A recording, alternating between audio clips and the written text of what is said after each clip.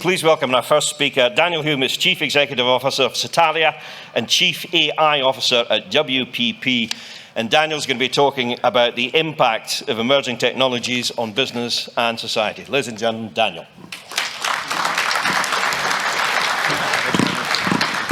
All right. Can you hear me? Yes? Yeah, excellent. I'm the warm-up act for all of the amazing talks that you have ahead of you today. We're going to talk about three things. We're going to talk about AI, get everybody on the same page in terms of what these technologies are and aren't. We're going to talk about innovation, how we can bring people and technology together to do amazing things. And we're going to talk about the impact of these technologies on society. A little bit about me. So I wear two hats, an academic hat. For the past 20 years, I've been researching AI, undergraduate, master's, PhD, postdoc, all in AI. I ran a master's program in UCL where I had 100 students going out there applying these technologies to solving problems across a whole range of different businesses. I'm now entrepreneur in residence for UCL, so I help them take deep technology and figure out how to spin it out. I used to say I wear an evil corporate hat. I'm not allowed to say that anymore. I am still the CEO of Satalia, which builds AI solutions for some of the biggest companies in the world. Satalia was acquired by WPP about a year ago, and I've taken the role of Chief AI Officer for WPP. So before we get into definitions of AI, I want to talk about intelligence. And when I build systems for organizations, they usually have these different components. And I'm going to ask you lots of questions today, and I want you to answer some of those questions. And the first question I want to ask you all is, what is data? Does anybody know the definition of data? Get you warmed up. It comes from the Latin word datum, which means given things. It's stuff. It's the fabric of our universe, ones and zeros, bits and bytes. It's a sound that's going into your ears. It's a light that's going into your eyes. So if I say to you 210280, what is this? Data. If I say it's a date of birth or how much money I have in my account, it becomes information. Information is data in context. And if I said to you now that my laptop is sick, what does that mean? My laptop is sick. Huh? Awesome. Seriously. If you've got kids or you're a certain demographic, it means that it's brilliant. If you're old and boring like me, it means that it's broken. And if I asked you to read this sentence here and create an image in your mind of what you think is going on, so read this, and can anybody brave enough to tell me what's going on in their mind? What picture do you have in your head? Come on. I've got to warm you up today. Maybe some of you are thinking of a guy reading a letter out loud to a girl called Mary. This actually, data can be interpreted in many ways. John could be reading a letter that was addressed to Mary. John could be reading the alphabet, A, B, C, D to Mary. John could be reading the letter of the law to Mary. John could be reading a book called The Letter to a lady called Mary. John could be reading a book called The Letter to Mary. John could be, it could be instruction. John, read the letter to Mary. This can be interpreted in many ways, and we all go with a picture in our mind of what we think is correct. And my goal today is to convince you all that humans are rubbish. That's my goal today. Okay. So anyway, if I give you some information, if I give you a spreadsheet, and in the spreadsheet, it has three columns. It has a column which is the date, a column which is the temperature on that date, and a column which is the number of ice creams that I sold on that date. So we've got date, temperature, ice cream sales. What would you do with that information? What would you do with that spreadsheet? Find a correlation. So if we create a graph, if we have temperature along the x-axis, if we have increase in ice cream sales along the y-axis, what would our graph look like? Wave your arms around. I know you can do this. Excellent. We see some sort of trend going upwards. The hotter it gets, the more ice creams we sell. This is called descriptive analytics. What we're doing is we're organizing information to try to know things about the world. We know that as it gets hotter, we can sell more ice creams. Now, we can do something really cool now, which is what everybody's getting excited about. We can do a thing called predictive analytics. We can put a line to it. So now we have predictive power. You can all do this in Excel, so you're all data scientists. If tomorrow is 22 degrees outside, I can see how many ice creams I'm going to manufacture. And I can use more and more sophisticated mathematics to get a better fit of that line to that data. And I would argue that all we're trying to do in data science, all we're trying to do in machine learning is to fit some sort of line or plane or hyperplane to some sort of data set to give us the best predictive power. But does anybody, I'm going to get some water. Can anybody tell me why we sell ice creams when it's hot outside? Why do we sell ice creams when it's hot outside? It's not a trick question, huh? Okay, so it's hot outside. I'm inside. The first thing that happens in the UK is we all go outside because it's a scarce resource. We only see it for two weeks of the year. Then what happens is we get hot. We can cool ourselves down in different ways. We can take our clothes off. We can go back inside. Why does, or we can buy an ice cream. Why does buying an ice cream cool us down? Thermodynamics. So to expect a computer to understand that narrative from this line is impossible. It doesn't understand about human behavior. It doesn't understand about thermodynamics. It's really important that we bring together the people that are really good at interpreting those patterns with the people that are very good at finding patterns. Because your domain expert is going to say, Daniel, your model of the world here is wrong. is existentially wrong, because if tomorrow is the hottest day ever, if it's scorching hot, what's my factory going to do? If it's the hottest day ever? Come on, I know you can do this. It's going to manufacture lots of ice creams. But what will really happen if tomorrow is the hottest day ever? If it's scorching hot? Exactly, they won't go outside because it's too hot. So the model of the world looks more like this. It's really important we bring those two types of people together. I would argue that what we're trying to do is understand the world perfectly so that we can make good decisions. And it turns out that humans are terrible at making decisions. And I'm going to try and argue that now.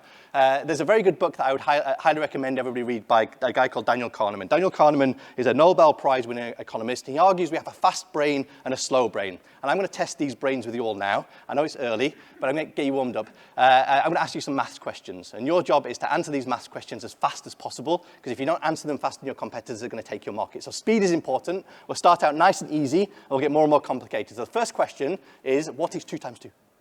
Okay, I know you can do that good. What is 14 times 7? Okay, so the point is that this one you need to think about. This one you need to go through a process, an algorithm to come up with the answer. Okay, I'm going to ask you a few more maths questions again. We'll start out nice and easy. We'll get more and more complicated. So the combined price of a bat and a ball is £1 and 10 pence. The bat is £1 more than the ball. How much is the ball? Quick. 10 pence. It's not 10 pence. You're not broken. Don't worry, 5 pence. The bat is £1 and 5 pence. The ball is 5 pence. The combined price is £1 and 10 pence. That's where you used your fast brain, most of you, and you got the answer wrong. We're making decisions all of the time, every day, and we're making these decisions badly because we're using the wrong part of our brain. Okay, imagine these are 5 staff members, and what we want to do is allocate these 5 staff members to 5 jobs. Okay, ignore those rules on the right. How many ways can I allocate 5 people to 5 jobs? How many ways can I allocate 5 people? Do you remember that exclamation mark we learned in school? Factorial, 5 times 4 times 3 times 2 times 1. There's 120 possible ways I can allocate 5 people to 5 jobs. Let's make the problem a bit more complicated. I've got 15 people. How many ways can I allocate 15 people to 15 jobs? Don't say 15 factorial, that's cheating. What does your fast brain say? Anybody shout out a number? Lots. Okay, so it's over 1 trillion possible ways. To expect a human to solve this problem, we're wasting our time. Anything more than 7, don't use a human for. Okay? Whether that's allocating people to projects or routing vehicles or whatever. Anything more than 7, humans are actually pretty rubbish. And actually, industry don't have problems of this size, they have problems of this size. So here are 500 staff members. How many ways can I allocate them to jobs? It's a big number. It's a number that's got over 1,000 digits. And just to put this number into context, that's how many atoms there are in the universe. Once you reach about 60 things that you have to consider, you have more possible combinations than you have atoms in the universe. Human beings are solving them pretty badly. You can hire a good computer scientist that can solve problems up to 30 or 40. Beyond that, you need to have deep, deep specialized expertise in algorithms. Let's just run this problem home. You're in your ice cream van, and what you want to do is you want to deliver ice creams around these 24 points around London.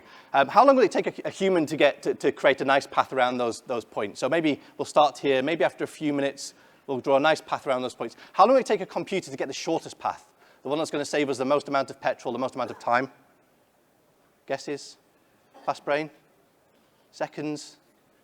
Somewhere between that and 20 billion years. So if you put 24 factorial into your calculator, you get that number of routes. If you had a computer that could check 1 million routes a second, it would take longer than the age of the universe, 20 billion years, to go through every single possible one and say, this one that I looked at 10 billion years ago, this one's the shortest one.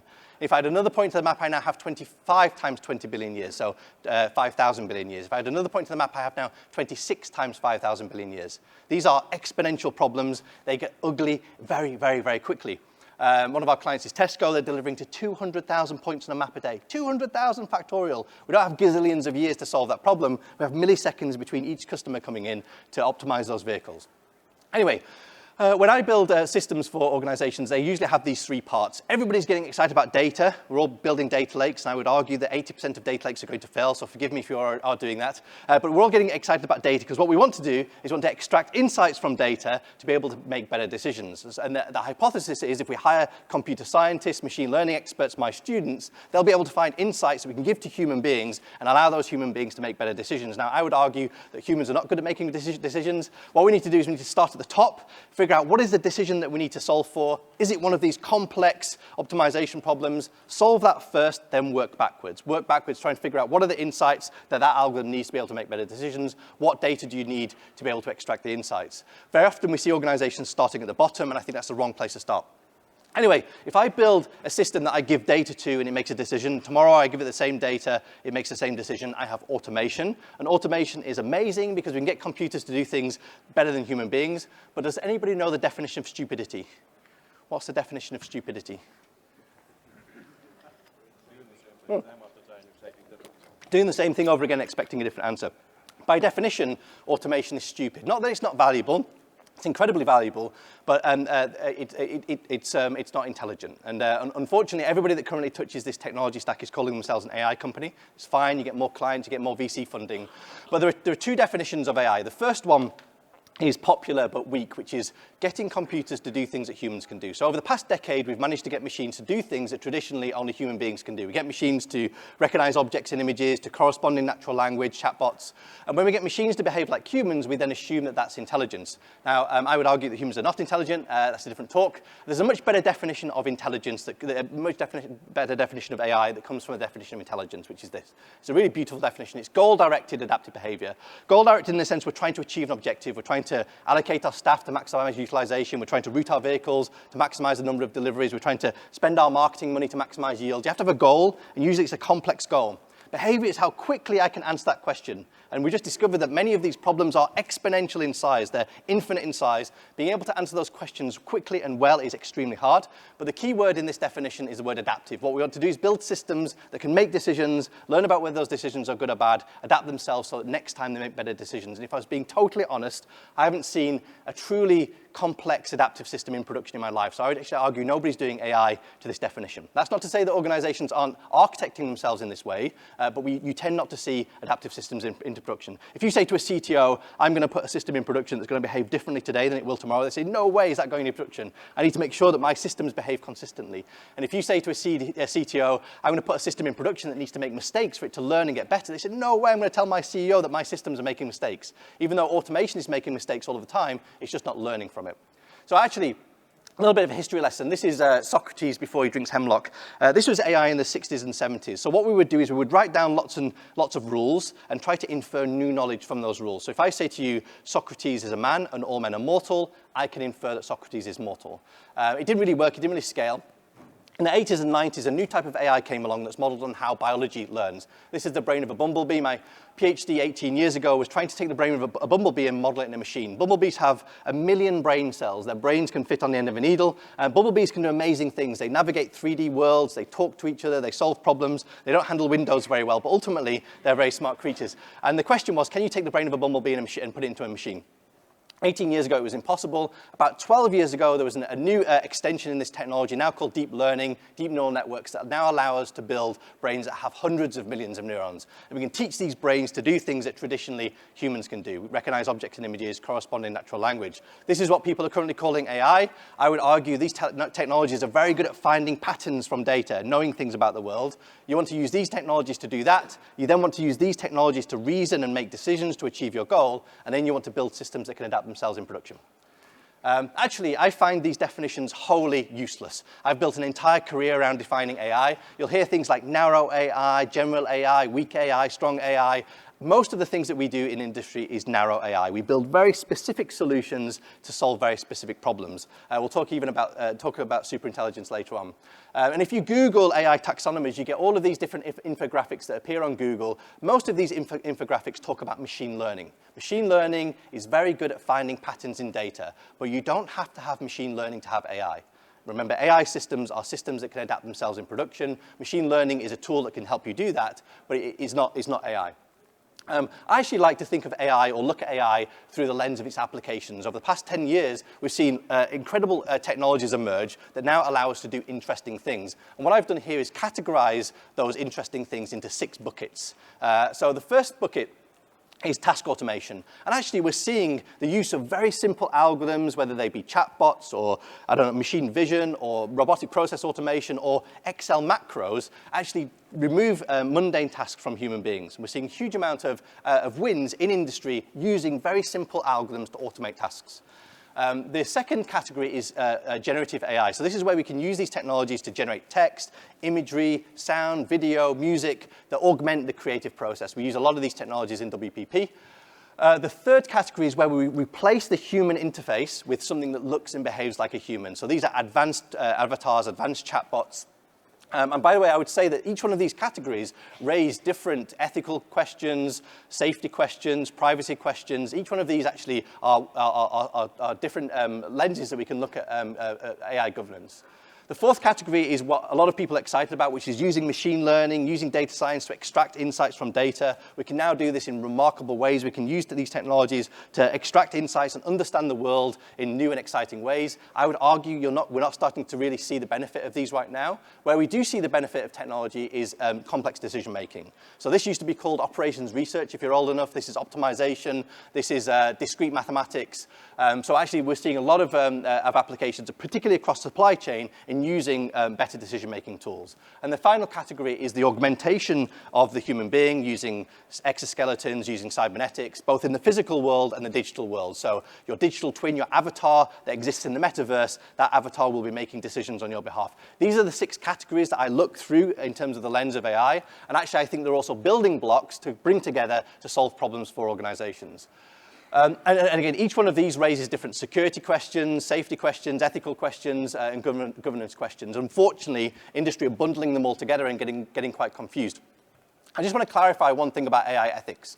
I don't think there's such thing as AI ethics, so forgive me if there are any AI ethicists in the audience. This is the trolley problem. I'm sure you've all seen this problem before. I'm in my driverless car. In front of me is a kid. To the right are 2 adults, and to the left is a cliff. The car can't stop. Who does the car kill? So who will kill the kid? Put your hand up.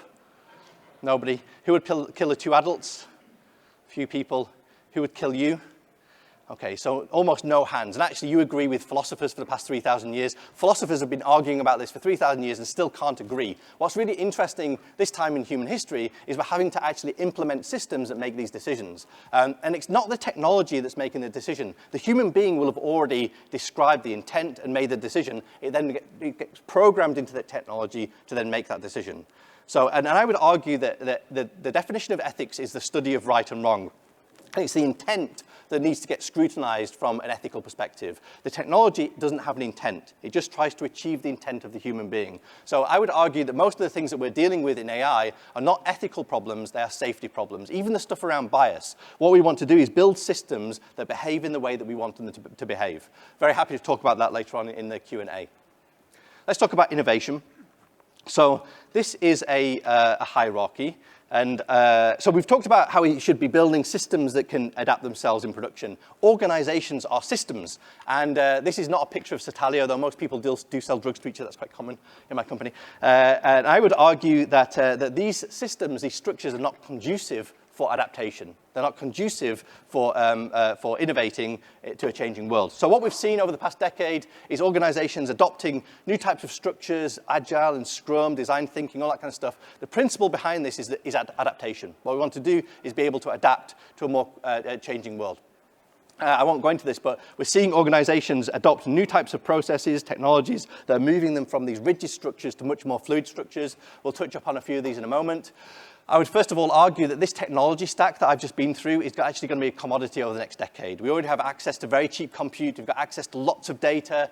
All the tools you need to build million neuron brains, chatbots, it's all free. It's all open source. You don't have to pay for it. Somebody will commoditize decision making and somebody will commoditize self-learning. The battleground for companies is not technology. The battleground is talent. You all know that. How do you attract, retain, motivate talent and enable that talent to innovate? If you can innovate, you can adapt. If you can adapt, you're intelligent. Steve Jobs had a very good definition for innovation. He said, innovation is creativity that ships. And the most important word for me in that definition is the word that. That is generating ideas and getting to the point where somebody's willing to pay for them. That process is long and hard and painful. What we want to do is we want to shorten that process. The faster we can innovate, the more intelligent we are. And one of the key ingredients for innovation is motivation. How do we motivate our employees? There's a very good book by a guy called Dan Pink called Drive. He said there are 3 things that motivate people: autonomy, mastery, and freedom. Autonomy is giving people the freedom to do what they want. Mastery, the ability to become really good at what they want. And purpose is giving them something higher to align themselves with. The first challenge that organizations have is how do you attract talent in the first place? And I work with CEOs that give £2 million to their CTO and say, go and build me an AI team. And they can't hire a single person because they are not sexy and they don't have interesting problems. If you're sexy, you've got interesting problems, you'll attract talent and they'll stay with you. If you're in the other 2 quadrants, you'll attract talent and they'll leave after 3 years. And that can be more dangerous to your company than not being able to attract talent at all. So understanding where you are in this matrix will determine whether you build your own AI team, work with a third-party vendor, buy technology off the shelf. Once you have engaged with talent, you then need to create an organizational structure that enables that talent to thrive. Over the past decade, we've seen a flattening of organizations, new technologies, new processes, remove the need to have middle managers creating these flat or thin structures. And whilst I think that's a step in the right direction, I would argue that's still not optimized for adaptation. Satalia was only about 100 people when we were acquired, but we never had any fixed managers, fixed hierarchies, fixed KPIs. People were always free to work where they want, how they want, and whatever they want. What we want to do is build a platform that allows for the right structure to emerge according to the innovation that you're taking to market. Most organizations are structured around services or product. What you want to do is create a platform that allows for the structure to emerge according to the type of innovation. And actually, my goal is not just to scale that to 120,000 people on WPP. My goal is to scale that to a planet. I want to try and create a planet where everybody's free to work on what they want, where they want, however they want. So one enabler of these types of liquid organizations is a concept called organizational network analysis. We know that we can use AI to sell more stuff. We know you can use it to profile customers, their behaviors, do cross-sell and upsell and churn. We could use AI to optimize our supply chains. But if you're not applying AI to your organization, you are dying from the inside. So this is a picture of my company. We gather all of the data that we're creating from our Slack and email and documents, and then we create these pictures. We understand people's skills, their relationships. We understand who are good at giving feedback, who you go to for advice. We can identify if one person leaves, we'll get a silo in our organization. I can identify people who sell drugs to each other in my company. I can identify secret lovers in my company. I can identify who's going to leave the company before they know they're going to leave the company. This does raise lots of interesting ethical questions, but the intended use of these technologies, the intended use of this information is to make sure that we're aligning people to work that is not just for the value of the organization, but also aligns with their hopes, dreams, and desires. That's the intended use of these technologies. So what we're actually trying to ultimately do for organizations is build digital twins. I'm sure you've all heard of this concept. Organizations are they're going through their digital transformation, they're all getting their data together. But what they want to do ultimately is create a simulation of their entire organization. They want to know that if marketing creates a campaign over here that increases demand, can I actually fulfill that demand to the customer? At the moment, we can't really answer those questions because our technologies are not joined up. But what you want to do is create simulations so that you can ask those questions and even identify capacity in the supply chain that can inform marketing. Now, actually, I would argue there are three digital twins. The first one is of your operations. The second one is your workforce, layering that on top of your operations. And the third is your processes. We all have processes, expense processes, onboarding, offboarding, hiring, firing. Maybe your expense process is a matrix. You know, if you want to sign off a certain amount, it has to go higher and higher. What Google do is they say a conference in Edinburgh is £1,000. If you only spend £500, we'll split the difference. We'll give you £250 back and we'll keep £250. What Gore-Tex do is they make all of their expenses publicly available and have people self-police each other. So that there's loads of opportunities to innovate processes and make organizations operate more effectively. Okay, so let's just talk about the future in the last 5 minutes. So I don't know if anybody knows who said this quote at the top. The nation that leads in AI will be the rule of the world. Does anybody know who said that? It's quite controversial. Vladimir Putin did, yeah, absolutely. And I think we need to acknowledge that whilst there's a lot of hype around these technologies, we need to understand that these technologies are going to have the most profound impact on our organizations, on society in the medium and long term. And I would argue that organizations that get it right now are ultimately going to win. If you can always out-innovate startups, if you can always out-innovate your competitors, by definition, you're not going to lose. And I have a concern, if I'm honest, about the impact of technology on society, and I've tried to capture these concerns using this framework. So many of you might have heard of the concept of a singularity. A singularity is a point in time and space that we can't see beyond. Technology is advancing us exponentially into the future, and it's becoming more and more difficult to understand the impact that these technologies are going to have on society. There's one singularity that maybe you've all heard of, which is where we build a brain, a superintelligence, smarter than us in every single possible way. It's most likely going to happen in our lifetime. It's called the technological singularity. We have no idea whether this is going to be the most glorious thing that happens to us or our biggest existential threat. We'll talk about this later on. But I actually think there are at least 6 singularities. I just want to go through them now. The first one is the political singularity. This is where we no longer know the content that we're engaging with is authentic or not. So hands up, who's watched The Capture on BBC? If you haven't watched The Capture, I'd highly recommend that you watch The Capture. It's a very, very good series. So this is really where avatars, deepfakes, misinformation bots, they are challenging not only the fabric of our political foundations, they're challenging the fabric of our reality. And this is going to get more and more accelerated as we're living in the metaverse. I heard recently there was a machine learning model that was trained on the voice of a CEO. They got that machine learning model to call up the accounts department and got them to pay an invoice. And the accounts department thought they were talking to the CEO. And this is only going to accelerate as these technologies get exponentially better over the next decade. The second singularity is actually my favorite singularity, which was coined by a very good friend of mine called Callum Chase. Callum, this is around job losses. So this is a big concern that we have.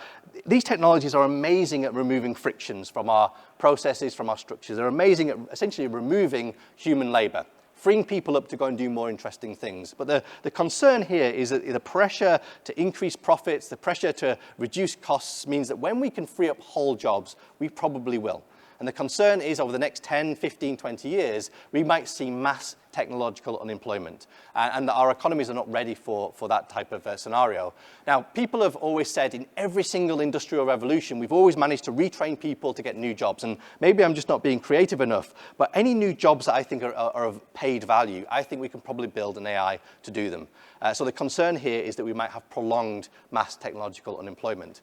I controversially think we should be accelerating towards this singularity.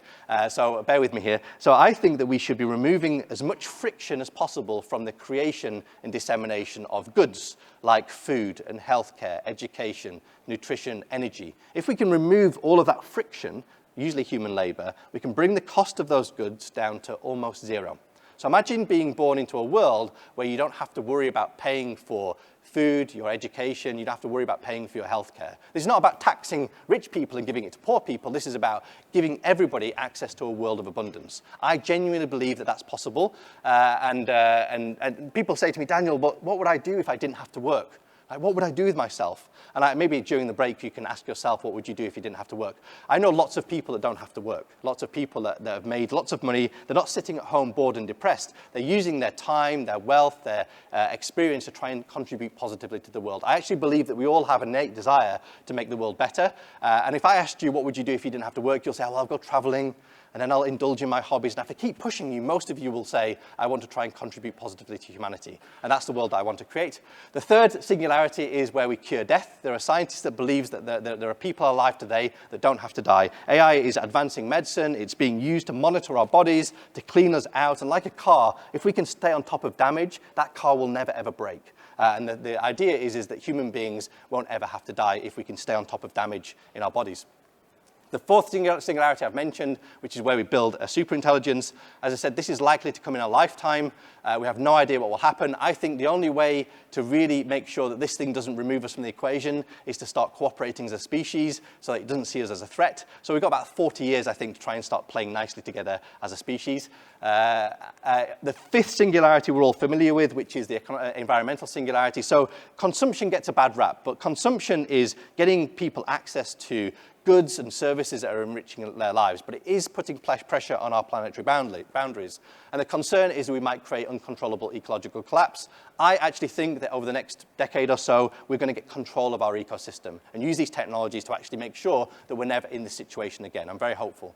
The final singularity is where surveillance becomes ubiquitous. So this is the concern that governments or a small number of companies not only know so much about you, but also have the ability to manipulate your decisions. There's a plugin you could get into Facebook many years ago called You Are What You Like. And with analyzing 200 likes on Facebook, they could profile you better than your partner could profile you. So you don't need to have a huge amount of information to know about somebody's behavior. And the concern here is that that's an incredibly powerful position to be in if you can know people and manipulate your decisions, and we need to break that power.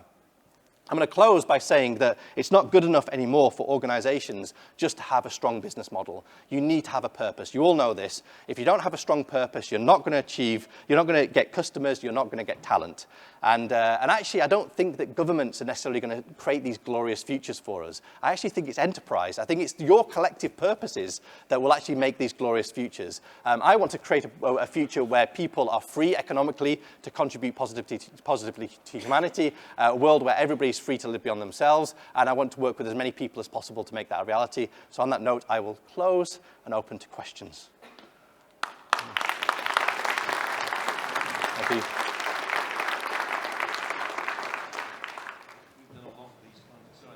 We've done a lot of these conferences, and that's one of the most extraordinary keynote opening speeches I think I've ever heard. It was a happy day when Daniel discovered caffeine-free. There's a lot of enthusiasm, a lot of knowledge, and a terrifying amount of intelligence there. Now, before we actually get to the questions, we've got live microphones in the hall. Theoretically, we've got Slido too, but I have to say, I don't have anything here that allows me to read the Slido questions. So let's forget about the Slido for a start. We'll get to that in a moment. If you have a question, then stick your hand up. I'm going to ask people now, if you have another session elsewhere at 10 o'clock, can you get up quietly and leave just now? Okay. But I'm also going to ask if anybody actually has a question for Daniel in the hall. I'll stand up so I can actually see what's going on. Just stick your hand up. Gentleman there, can we get a microphone to that gentleman halfway up the hall, please? Can you leave your hand up, please, sir? Give the guy a chance. There you go. Can you identify yourself and ask your question, please? Daniel Winterstein from Good Loop. Great talk. I agree with everything you're saying. My fear for this better world enabled by AI and technology is, how do we shift the power structures we have today to something that's more free and open? Because it feels like they're in conflict with that. When you say the power structure, you're talking about companies or governments? Both. The concentration of power in a few hands that don't want to let go of it.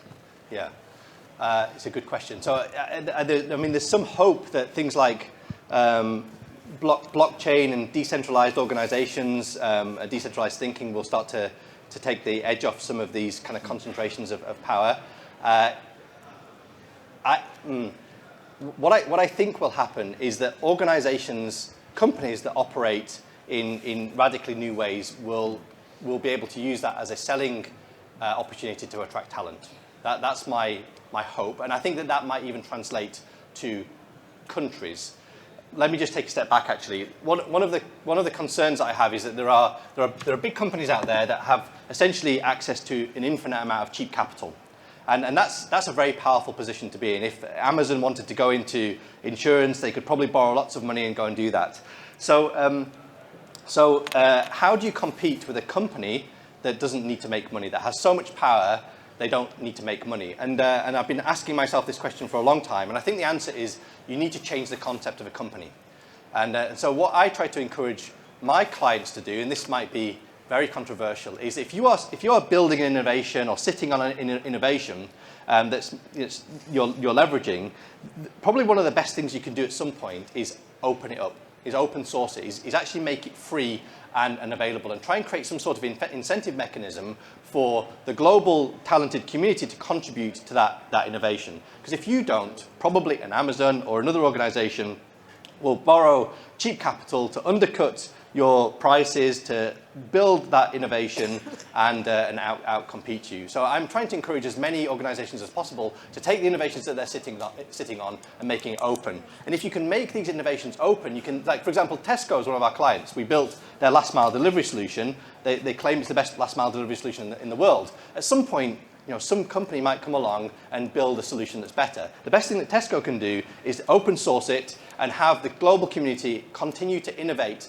that technology. What Tesco will have access to then is the global community, and they'll also have access to the data that's going through that platform.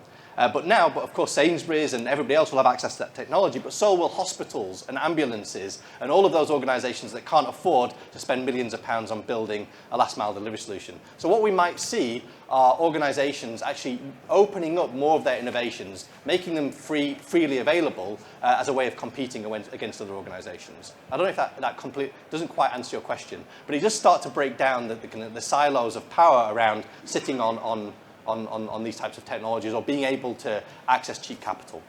Okay. Yeah. Thank you very much for that. I know there are other questions in the room. Can I ask you? I've just been asked to move this on. My apologies.